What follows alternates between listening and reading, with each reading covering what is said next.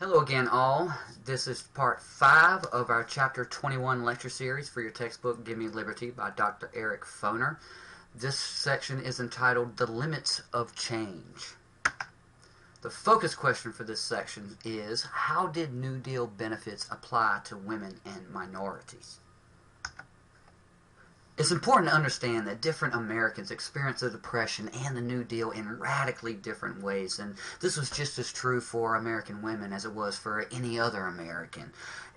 On the one hand, it brought more women into government than ever before. This included the first female cabinet member, Secretary of Labor Frances Perkins.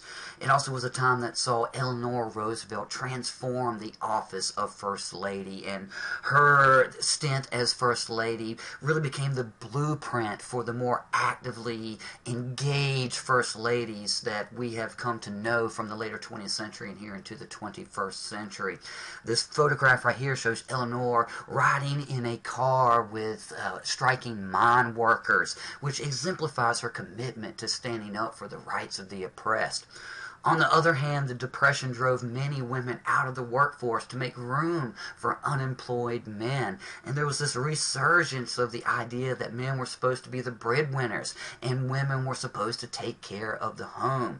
And most women were not covered by Social Security programs, which were aimed more towards men.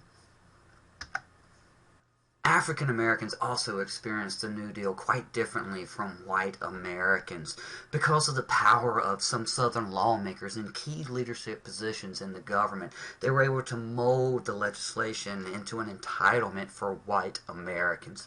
For example, the Social Security law excluded agricultural and domestic workers, which were the largest categories of African American workers. Public assistance programs were open to all Americans who could demonstrate financial need, but individual states could set eligibility standards, which led to discriminations. Now, ironically, even though that most of the beneficiaries of these public assistance programs were in fact whites, African Americans were stigmatized as becoming dependent on government handouts. And there was this growing association between welfare and minorities, an association that continued in the next decades and even into the next century. Other groups experienced the New Deal in profound ways. For Native Americans, this period ended the policy of forced assimilation and initiated an unprecedented level of cultural autonomy for Indian groups. The Indian Reorganization Act of 1934 recognized the rights of Indians to govern their own communities and reservations. Yet, despite these gains in Indian rights in this period, there was no significant improvement in living conditions on the reservations for most Native Americans. For Mexican Americans, the Depression saw a decrease in the demand for their labor, and 1/5 of people of Mexican origin returned to Mexico. For those who stayed, they continued to experience poor working conditions. The Wagner Act, which allowed for unionization, did not apply to farm workers, which was still the largest category of Mexican workers in the United States at the time.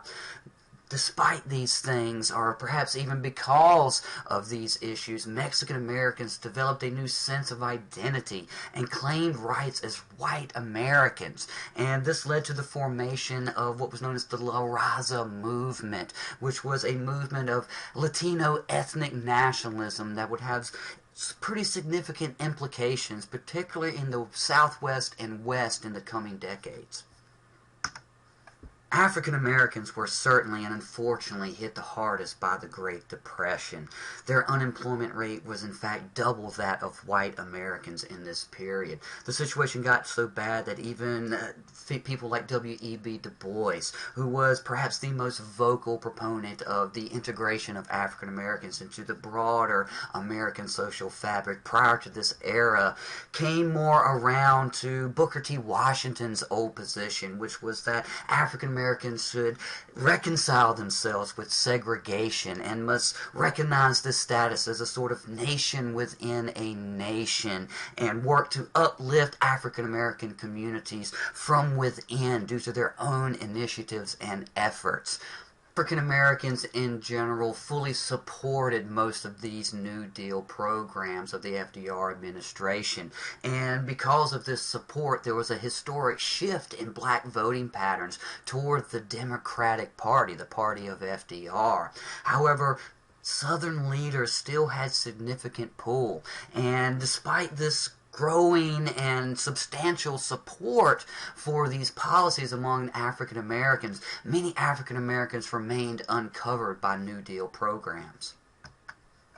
African Americans not only experienced discrimination at the state level in the implementation of many New Deal programs, they also experienced federal discrimination as well. Federal housing policy reinforced residential segregation across the country, and federal employment practices were indeed discriminatory against African Americans.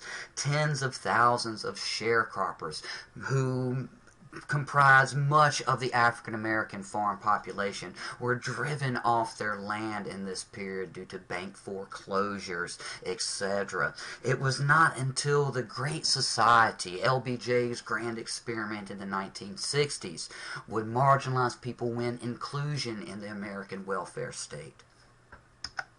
That concludes part 5 of our Chapter 21 lecture series. Hold on, there is one more part to go, so hang tight. Until then, study hard, and I'll see you soon.